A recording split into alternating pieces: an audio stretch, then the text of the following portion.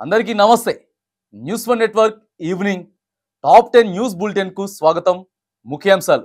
బంగ్లాదేశ్ ప్రధాని హసీనా రాజీనామా. బంగ్లాదేశ్ లో గత నెల రోజులుగా జరుగుతున్న ఆందోళనలు హింసాత్మకంగా మారడంతో ఎట్టకేలకు బంగ్లాదేశ్ ప్రధాని షేక్ హసీనా తన పదవికి రాజీనామా చేసి దేశం విడిచి పారిపోయారు. ఆమె భారత్ కి తరలి వెళ్లినట్లుగా అక్కడి నిఘా వర్గాలు వెల్లడించాయి. బంగ్లాదేశ్ అల్లర్లలో ఇప్పటికే 300 మంది మృతి చెందగా వేలాది మంది గాయపడ్డారు. స్కిల్ యూనివర్సిటీ చైర్మన్ గా ఆనంద్ మహీంద్ర. రంగారెడ్డి జిల్లాలోని మీర్పేట్లో ఏర్పాటు చేయనున్న స్కిల్ యూనివర్సిటీకి ఆనంద్ మహీంద్రను చైర్మన్ గా నియమిస్తున్నట్లు అమెరికా వేదికగా ముఖ్యమంత్రి రేవంత్ రెడ్డి ప్రకటించారు. మరో 2 రోజుల్లో ఆయన బాధ్యతలు స్వీకరించనున్నట్లుగా తెలిపారు. ఇటీవల ముఖ్యమంత్రి హోదాలో స్కిల్ యూనివర్సిటీకి ఆయన భూమి పూజ నిర్వహించారు.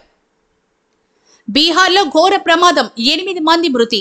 బీహార్ రాష్ట్రంలోని హాజీపూర్ జిల్లా సుల్తానాపూర్ హరిహరనాథ్ ఆలయంలో పూజలు చేసేందుకు భక్తులు ట్రాలీలో వెళ్తూ ఉండగా 11 kV హైటెన్షన్ వైర్లు ట్రాలీకి తగిలి 8 మంది భక్తులు అక్కడికక్కడే మృతి చెందారు.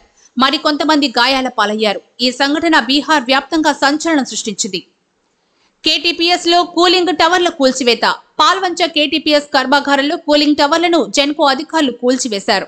మెయింటెనెన్స్ లో భాగంగా కాలం చెల్లిన టవర్లను ధ్వంసం చేశారు. 102 మీటర్ల ఎత్తున టవర్లను అత్యాధునిక సాంకేతిక పరిజ్ఞానంతో అక్కడికక్కడే కూల్చివేశారు. దళిత మహిళపై పోలీసుల 3rd డిగ్రీ. షాద్ నగర్ లో దళిత మహిళపై పోలీసులు 3rd డిగ్రీ ప్రయోగించిన సంఘటన సంచలనం సృష్టిస్తోంది. చేయని దొంగతనానికి తన భర్త, కుమారుడు ముందే దొంగతనం చేసినట్లు ఒప్పుకోవాలని పోలీసులు చిత్రహింసలకు గురి చేశారని బాధిత మహిళ ఆవేదన వ్యక్తం చేస్తున్నారు. కాళ్లు చేతులు కట్టేసి ఇష్టం వచ్చినట్లు కొట్టినట్లుగా బాధిత మహిళ తెలిపారు. నాగార్జున సాగర్ గేట్లు ఎత్తివేత. శ్రీశైలం జలాశయం నుండి 4,40,000 క్యూసెక్ల వరద నీరు నాగార్జున సాగర్ జలాశయానికి వస్తూ ఉండడంతో సాగర్ డ్యాం అధికారులు అప్రమత్తమయ్యారు. 6 గేట్లు ఎత్తి కిందికి నీటిని విడుదల చేస్తున్నారు. ప్రాజెక్టు పూర్తి స్థాయి నీటి మట్టం 590 అడుగులు కాగా ప్రస్తుతం 582 అడుగులు నీటి మట్టం చేరింది.